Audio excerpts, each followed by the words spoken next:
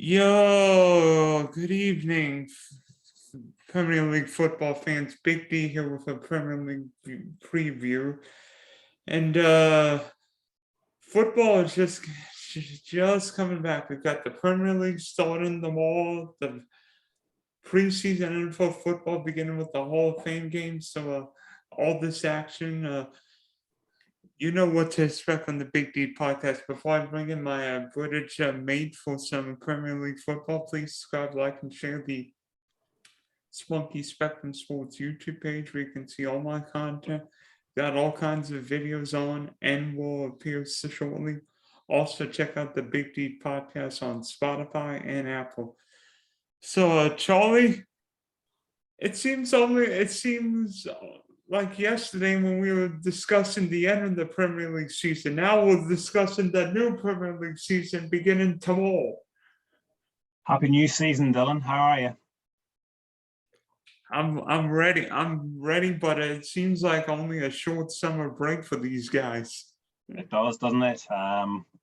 Luckily, there's no major tournament for them, for the men, that is. So they've had a bit of a rest this summer. I'd just like to say what a great achievement it was for the England ladies team to win the Euros. I was enthralled by the whole tournament, and England have a really good team, and it'll be interesting to see how they would get on against your girls.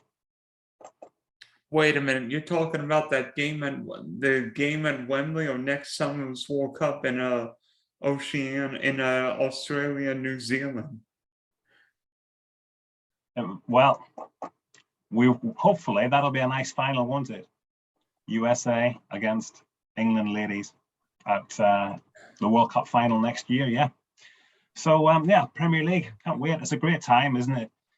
Premier League season just about to start, and then a month later the NFL season starts. Yeah, great time. Love this time of year, and it's still nice and sunny. Not as warm as it was over here in the UK earlier in the summer when we had 40-degree heat, which I'm sure you're used to on a regular basis, but we're not. But talking of heat, I'm sure it'll be a hotly contested Premier League, and there'll be a few managers already feeling the heat. Apologies for that terrible link, but there you go. So yeah, can't wait for the season to start. Well, I can't think of a hotter side than Manchester City, because seemingly Manchester, when you think of Premier Leagues under Pep Guardiola, you automatically think Man City's going to win the Premier League every single season. You can't think of a hotter team than Man City. What about Liverpool, who beat Man City 3-1 in the Community Shield last weekend?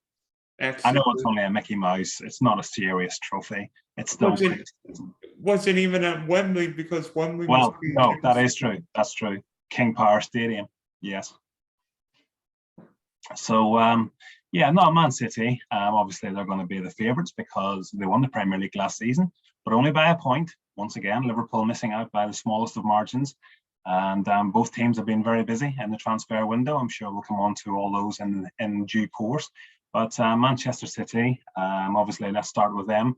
They've added probably the greatest, most exciting prospect in European football, if not world football, Erling Haaland. And I think everybody in England and the world who watches the Premier League will be fascinated to see how he gets on in England's top flight after a very successful couple of seasons in the Bundesliga, where he just scored goals for fun.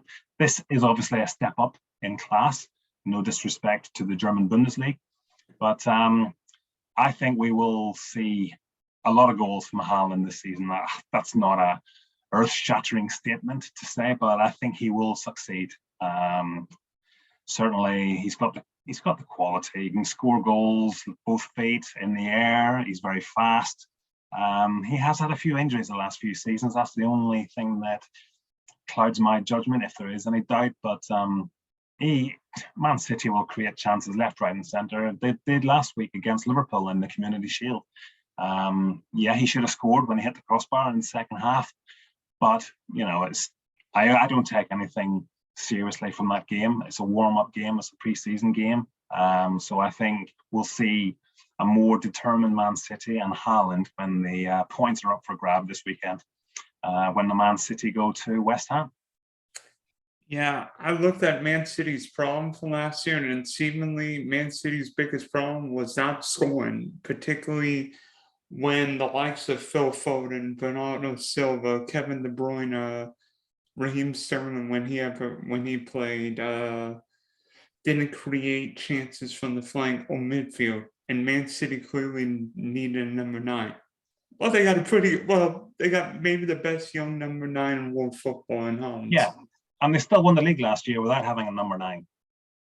So maybe if they had signed Harry Kane last year, they might have gone a bit further in the European Champions League. But that's maybe the next thing for Man City to achieve. I think it's certainly something Pep will be looking to win, because it's the only trophy that he hasn't won at Man City.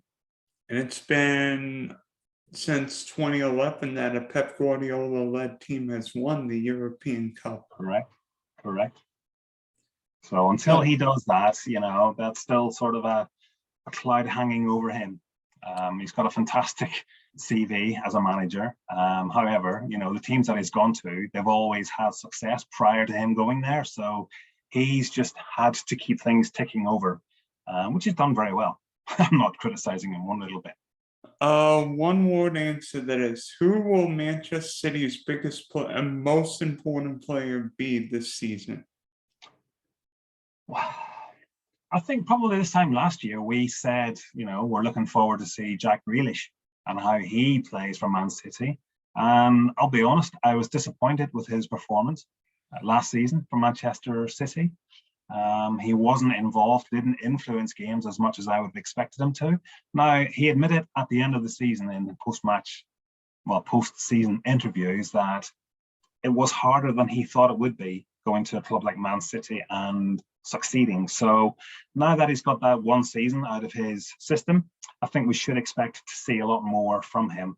And the focus has been taken off him with the signing of Haaland and Kalvin Phillips as well. So there's not as much pressure on Jack Grealish this season. So I think we should see more of him. But if he can nail down a place in the team every week, he would be the key player.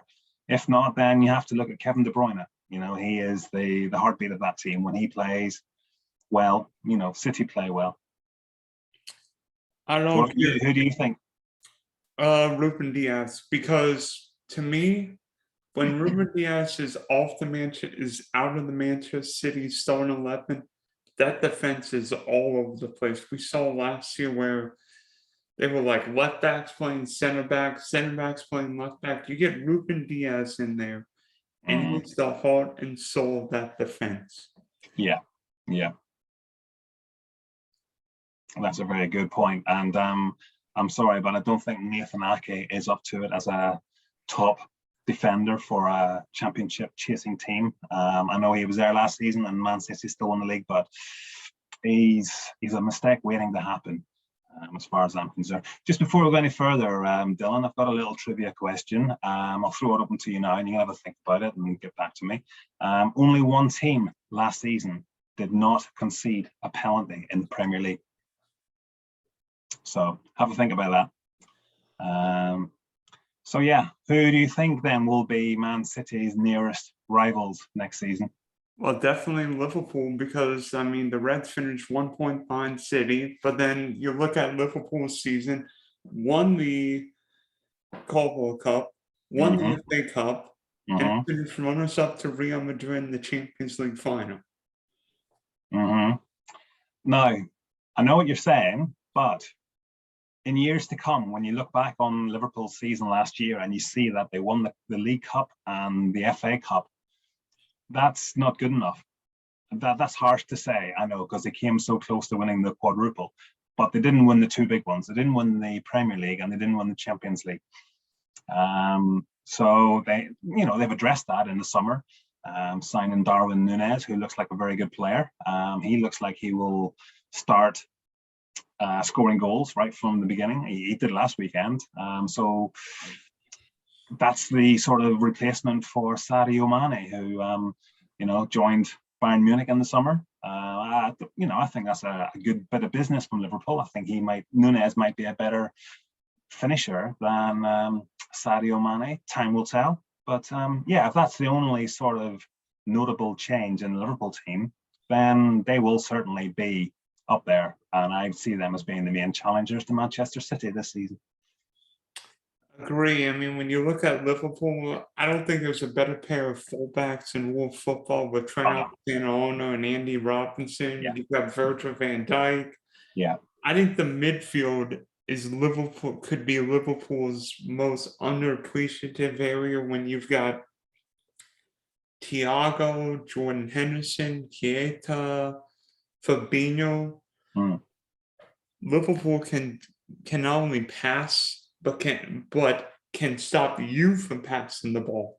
Yes, and they've got good young players coming through as well. We saw a bit of Harvey Elliott last season, so he's coming in, and you've got James Milner. Now I know he's past it, but for the last 15 minutes of a game that you're winning 2-1, 3-1, whatever, put him on, and he'll steady the ship, not give the ball away, just see the job through, like a closer in baseball. To match your T-shirt there, Dylan. Closing pitcher to save the game. Put Mariano Rivera on for the last 3 outs, and all of a sudden, game over. Exactly. And I see you're wearing a Cardinals baseball shirt. They're playing in London next year. Did you know that? Yep. I want to see the Cardinals Cubs in London. You want to see what in London? Yeah, I wanted to see that.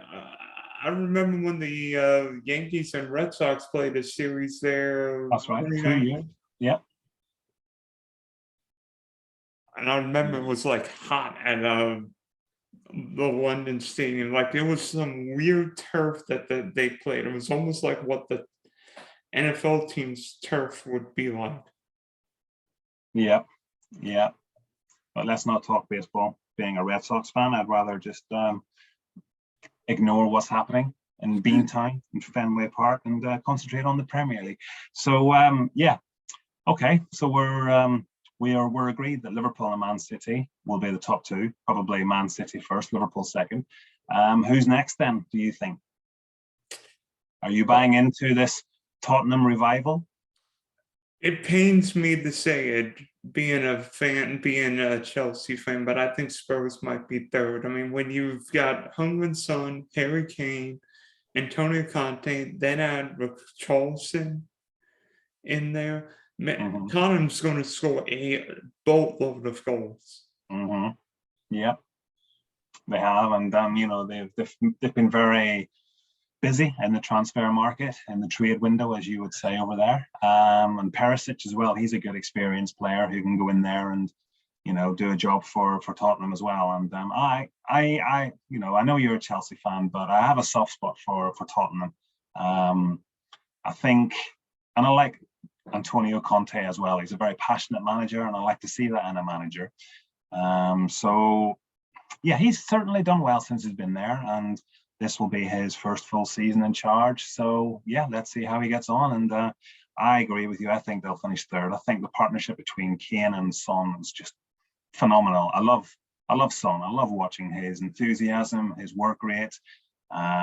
He always plays with a smile on his face, and yeah, can't wait to see him again this season. Obviously, he's the Golden Boot winner from last season, which not many people would have predicted at this time last year.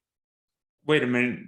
Did he and Mohamed Salah each get half a boot or their own boot? No. Son won it because he didn't score any penalties. All 23 of his goals, I think it was, came from open play. Mo Salah obviously had a few penalties in there, and that's the tiebreaker. So. Well, yeah, because Harry Kane took all Spurs penalties. That's correct. Yeah. So yeah, I think we're agreed that Tottenham will finish third. No argument there. Now, what about your lot? Your lot finished third last season. You're not predicting a good season this year? I have no idea what to expect with Chelsea this year. I have no idea what to expect with my Blues this year. Well, at least you've got new owners. I mean that seriously. There's some stability there, and I think the club needed that, didn't they, after Roman Abramovich and all that. So the club can move forward. It might take a bit of time, but I don't think they've made great signings this summer. You can disagree with me if you want, but the reports here in England are that they're after the Brighton defender. What was it, Cucurella? I don't know if he's a Chelsea defender. I don't know. Time will tell, but I wouldn't be spending the amount of money that Chelsea are looking at spending on him. His hair reminds me of, dare I bring up this name, David Luiz. And yeah, that didn't work out too well at the end, did it?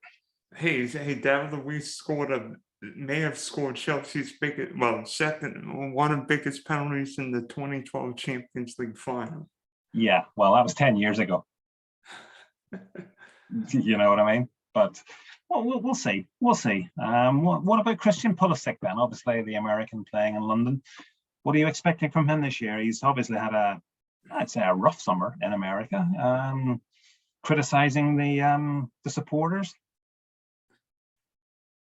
To be honest, I don't know what to expect from Pulisic. I mean, you may think Lukaku's gone, potential with Werner and a couple other guys leaving, but Raheem Sterling coming in will probably take minutes away from Pulisic. I think we see Pulisic as a rotational borderline starter occasionally, but I hated being an American and seeing my guy play, but I don't think we'll see a lot of Pulisic this year. No. I was surprised to find out that he's 23 still. That's all. Dang. 24 in September. Seems like he's been playing for 20 years. Well, maybe the website I was on was wrong, but does that sound right to you? 23 years old? Something sounds about right to me, because Pulisic was playing with the US at 16, and that was like 6 or 7 years ago. Yeah. Have you an answer yet for me? Only team last season not to concede a penalty? I've got a hint. Are they playing in Europe this year? Yes. Probably City. Wrong. What? They conceded one penalty. Liverpool were the only team not to concede a penalty last season. That would have been my second guess. You only get one guess. I've got another question for you here as well, but I'll give it to you now. In the last 3 opening weekends of the Premier League season, there has been a hat-trick scored in each of them.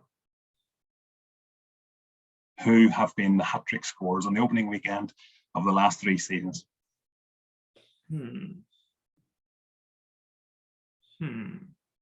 So, I've got a question. What nationality are they? Well, that would kind of give it away, really. Not necessarily. Well, yeah, yes, definitely one of them. How do you know? Because I've got the answer in front of me. I came up with the question. Oh no. One is English. I don't think I'm giving too much away by saying that. I've got a good yes, but I don't think it'd be Marcus Rashford, maybe. No, he's too busy with politics these days and everything else. If it's who I'm thinking of, I'm going to be pissed. Harry Kane wouldn't be one of them, right? No. Yeah, he never scores in all of this. He's terrible at the start of the season. He scored twice last season, but before that, he's rarely scored.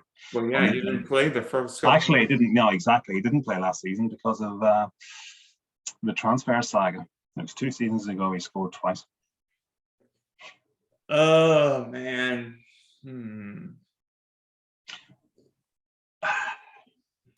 I need another hint. Right. Okay. One of them plays for your team. Mason Mount? No. Oh gosh. Okay. Raheem Sterling? Yes. Yes. That would have been for Man City against West Ham, 1920. Okay. Following season.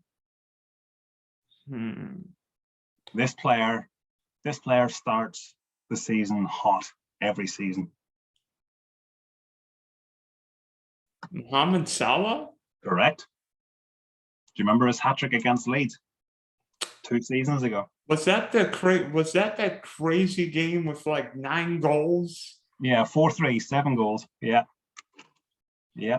And the last one from last season.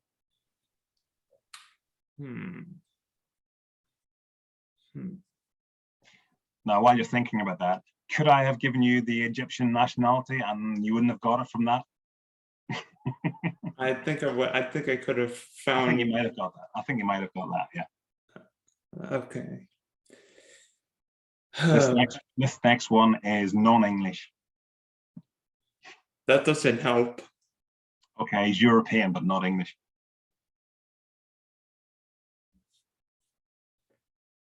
Let me see. Will he be playing at the World Cup? Yes. But only just. Only just. There's a big clue. Cristiano Ronaldo? No.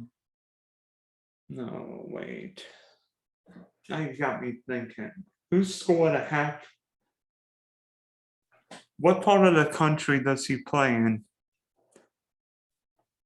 You weren't a million miles away from your previous answer. Kevin De Bruyne? No, wait, that would have been. I don't think. Just tell me. Bruno Fernandes against Leeds. Why is everybody scoring hat tricks against Leeds United? Because they're not very good on the first day of the season. Let's hope that changes with Jesse March and all the Americans there. True. Yes. So, yeah, we've discussed Chelsea. What else now then? What about also? Well, before we do that, I'm going to pin you down here. How many goals will Raheem Sterling score for Chelsea this season in the league? I'll make it a baker's dozen. Right. San Marino's number. And I didn't pick it because you're a Dolphin fan. Right. So would you be happy with that? Do you think that would be a good season for him? I think it would, actually. I think it would be. Yeah. I think Gareth Southgate would be happy with it. Yes. Yep. Well, if he scores another hat-trick on the opening weekend of the season, that would be a tremendous start. Against Everton away as well. You never know. And then Frank Lampard would be sacked. He might last 2 weeks. Well, yeah. He's already favoured to be sacked. I was either thinking Lampard or Scott Parker would be sacked first. Lampard or who? Scott Parker. Right. Yeah. Yeah, definitely Lampard. Yeah, I don't think there's anybody else. Brendan Rodgers, might be under a bit of pressure. I don't know if we're going to go that far down the league, but Leicester, they've sold Kasper Schmeichel. Yes, looks like they're going to sell James Maddison, isn't it? Newcastle. Yeah, the Newcastle are after him. So if they want him, and they've got the money to buy it, and Brendan Rodgers came out and said they have to manage the finances of the club accordingly. Now, if you have to sell Kasper Schmeichel and sell one of your best midfielders as well, that doesn't bode well for the rest of the season. So a couple of defeats early on. Leicester could be looking for a new manager. That would be something. Yep. What about Ten Hag then? How do you think he'll get on? And you don't know what's going to happen at Chelsea. Surely you don't know what the hell's going to happen at Man United, do you? Good Lord, I don't know what's going to happen in Man United because they're questioning whether or not Cristiano Ronaldo is going to be there. Lord knows what's going to happen in the midfield because everybody's wondering whether or not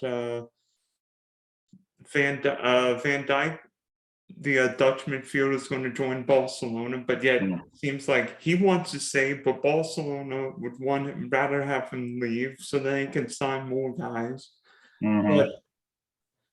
I have no idea what's going to happen in Man United. I know what's going to happen with Marcus Rashford and Jadon Sancho, because both of them, you could argue both of them were big wrecks last year. I mean, United feels like a soap opera. Yeah, 100%. I just hope, for United's point of view, that Ten Hag is firm enough to sort that changing room out. Certainly Paul Pogba isn't there, so that's one less thing to worry about. I think he was perhaps very negative in the changing rooms last season. That had you talk about players ruling the changing room, etc. A manager has to come in there and sort that out. And, hopefully Ten Hag is that man to do it. Whether Cristiano Ronaldo stays or not, it looks like he is going to stay for the time being. But is he happy? Certainly it doesn't seem as though him and Ten Hag are getting on very well. So that's something that he has to iron out. If he's not happy, then let him go. I mean, he doesn't have many options. He's not the player he was 5 years ago. So he has to realize that the big clubs aren't interested in him as much as they would have been 5-10 years ago. So maybe his best option would be to stay at Man United and try and get them back into the Champions League. There's no doubting his ability and his professionalism. So that's one that we have to watch. Yeah, it's a blank canvas for Man United, and Ten Hag, time will tell. Again, if they get off to a poor start, will he survive? We'll have to wait and see. So, who finishes top 4, wins the league, and which side do you feel like will be relegated? All right. Well, I'm going for Bournemouth to be relegated, I'm afraid. And I could be wrong. They might have made some great signings over the summer. I've not heard of them. I fancy Notts Forest to stay up. I think the signing of Jesse Lingard is a fantastic signing for them. They have signed a lot of experienced players, Nottingham Forest, so I can see them staying up. Who else? Fulham. Fulham, if Mitrovic realizes the mistakes that he made the first time he was in the Premier League, and he has figured out how to score goals at the highest level rather than scoring a record number of goals in the Championship, then Fulham could stay up. But if he doesn't score the goals, then Fulham could be in danger of going down as well. Leeds, a dark cloud still hangs over them. They've sold Kalvin Phillips. They've sold Raphinha as well at Barcelona. So can you rely on Patrick Bamford? No. Have they signed anybody? I did a study for work at the end of the season. Leeds only started 22 players last season. They didn't sign anybody. They didn't sign a striker in the January transfer window when Bamford was still injured and he had those injury worries. They didn't sign a backup for them. So they still haven't signed anybody of major significance as far as I'm concerned. So it might be a difficult season for Leeds once again. Yeah, I mean, you've got hopefully Jesse Moore can get his crew together. I am excited to see what Tyler Adams and Bruyne and Ederson do, but I think Leeds could be in trouble. Yeah. And Everton as well. Oh, I think Everton might be down. No Charleston. Everton. I don't think Everton really liked Lampard. No. I've watched him in pre-season, like in his interviews, and he doesn't seem the happiest person in the world. I think the hangover from last season will still be there. And as you said, they've got rid of Richarlison, who scored a lot of goals for a very poor team. So yeah, it could be a difficult season for Everton as well. But okay, you want me to name 3 teams that are going to go down? I'm going to go for Bournemouth, I'm going to go for Fulham, and I'm going to go for Leeds. Bournemouth, Fulham, Everton. Right. Okay. Now, who goes top 4? who are the Champions League team, the clubs? Yeah, I think we've discussed this. I think we are matching our answers here. Man City to win the league, Liverpool second, Tottenham third, Chelsea fourth.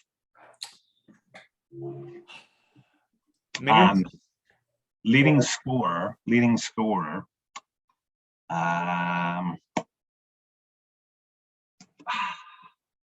It's too obvious to say Haaland. I'm going to go Harry Kane. I think it will be City, Liverpool, Spurs, and I'm going to kill myself if this happens, but I think Arsenal just could finish just ahead of Chelsea. I like some of Arsenal's moves, getting Gabriel Jesus. At least they've got somebody who looks like a number 9 on the pitch. Wow. That's a big call. That's a big call. And then Chelsea will probably get 3 players by the end of the month, and I'll look like an idiot. I'm like, why didn't I? Yeah. That's the beauty of doing these podcasts in early August when the transfer window is still on until, well, start of September. Yep. Yeah, and then Everton would beat us 5-0, then all of a sudden Chelsea get 5 new players. Yep, that's the way it works. So thanks for hopping on, Charlie. I can't wait for another crazy season of Premier League football. Premier League's now, World Cup in November. Oh boy. Can't wait. Not only if we had Northern Ireland in Qatar this fall. Yeah, well, I think they have to extend the tournament for 100 clubs to qualify, and we might see my country there. But hey, even if Northern Ireland didn't make it, Italy sure wish you guys had given up in that in Belfast. Exactly, we scuppered their chances, and then North Macedonia. So it must be teams with North in their name that Italy struggled against. Macedonia and Northern Ireland. Good Lord. Yep. But no, the World Cup should be fantastic to watch, and obviously Canada are there as well. You'll be keeping an eye on them. Yeah, whatever. Hey, next World Cup it's going to be on all home turf, so everybody's going to be partying here. Well, if Northern Ireland qualify for the World Cup in America, I'm staying at your house. If you guys are in Miami. Yeah, but I don't think you've anything to worry about. I don't think you'll be seeing me knocking on your door anytime soon. I don't think we'll be there. As for Miami, well, I just wish we had better owners. But there you go. That's a discussion for another day. Thank you. Thank you, Dylan. Pleasure.